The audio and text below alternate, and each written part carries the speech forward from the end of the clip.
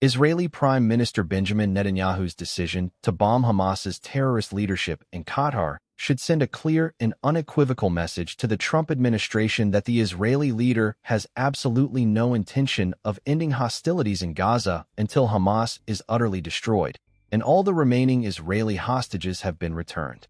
Prior to Israel's attack against the headquarters of Hamas's terrorist leadership in Doha, the Qatari capital, U.S. President Donald Trump had been pressing hard for Netanyahu to sign up to the latest version of the ceasefire proposal his administration has drawn up to end the Gaza conflict. Under the terms of the latest deal negotiated by Trump's special envoy Steve Witkoff, all the remaining 48 hostages captured during Hamas's October 7th terrorist attack in 2023 were to be released. In return, Israel would free an estimated 2,500 to 3,000 Palestinian prisoners.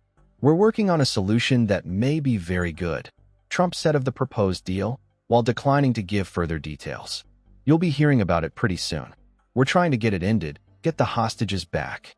There was even cautious optimism in Washington that Israel was minded to accept the deal after Israel's Foreign Minister Gideon Sa'ar said it was ready to agree a deal ending the war that would include the release of all the hostages, only 20 of whom are believed to be alive, and the disarmament of Hamas. Concerns remained, though, about Hamas's willingness to accept the deal, as had previously been the case whenever Hamas has been offered the opportunity to end the bloodshed in Gaza. The intransigence of Hamas's terrorist leadership, moreover, has undoubtedly been encouraged by recent announcements by naive Western leaders, such as French President Emmanuel Macron, UK Prime Minister Keir Starmer, Canadian Prime Minister Mark Carney, and Australian Prime Minister Anthony Albanese, that they intend to recognize a Palestinian state at the annual meeting of the UN General Assembly in New York in the next weeks. The announcement prompted Hamas leaders to declare that the move represented a victory for the terrorist organization. Ghazi Hamad, a senior Hamas official, declared, "The fruits of October 7th are what caused the entire world to open its eyes to the Palestinian issue. We have proven that victory over Israel is not impossible, and our weapons are a symbol of Palestinian honor." Hamas's delaying tactics even prompted Trump to issue the terror group a last warning. In a post on Truth Social, Trump stated, "I have warned Hamas about the consequences of not accepting. This is my last warning. There will not be another one." In the event, Hamas not only ignored Trump's warning, it launched yet another terrorist attack against Israeli civilians in Jerusalem, killing 6 people after terrorists opened fire on a bus and people waiting at a bus stop. The military wing of Hamas, the Izz ad-Din al-Qassam brigades, later claimed responsibility for the attack. Netanyahu's response was to target those responsible for ordering the Jerusalem attack, namely the Hamas leadership based in Qatar, the Gulf state that has funded the movement's terrorist operations for many years.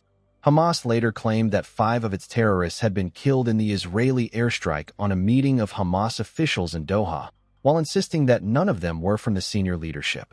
A Qatari security guard was also killed in the attack. While the Israeli strike prompted international criticism, with Trump telling Netanyahu in a heated telephone call that the action was unwise, it has nevertheless highlighted the Israeli leader's determination to press ahead with his military campaign in Gaza until Hamas is completely destroyed and all the remaining Israeli hostages have been freed. The Trump administration's unhappiness with Netanyahu stems from Washington reportedly having been given no prior warning of the Israeli attack, only to have found out about the mission through U.S. intelligence agencies. Trump has subsequently complained that by the time he learned of Netanyahu's plans, it was too late to stop the attack, which he claimed does not advance Israel or America's goals. Trump also appeared embarrassed that, while his administration tried to warn the Qataris in advance of the attack, the warning only reached Doha after the attack had actually taken place. Even so, the Trump administration doubtless understands that Netanyahu's willingness to attack Hamas's leadership, even when they are being protected by a foreign power such as Qatar, merely indicates the Israeli leader's determination to achieve the goal of finishing the job, as the U.S. requested. It is a key factor the Trump administration needs to take on board before it attempts to negotiate any future ceasefire arrangements for Gaza. Netanyahu seems to have come to the conclusion, after repeated evasions by Hamas, that the time for any productive negotiating is over. Hamas has apparently realized that if it returns all the hostages, it will have no more leverage with which to blackmail Israel.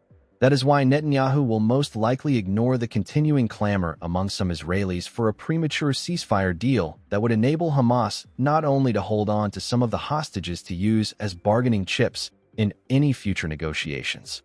A premature ceasefire would essentially enable Hamas to retain a presence in Gaza, a move the terror group would pocket as a major victory. Netanyahu had already demonstrated his willingness to eliminate Hamas terrorists seeking refuge in foreign countries, as the July 2024 assassination in Iran of Ismail Haniyeh, one of the Hamas leaders behind the October 7th attack, has graphically demonstrated. So long as Hamas's terrorist leaders show no willingness to lay down their weapons and leave Gaza, it is clear that Netanyahu needs to continue to hunt them down, irrespective of where they may be hiding. There seems no point in assuring terrorist kingpins safe havens.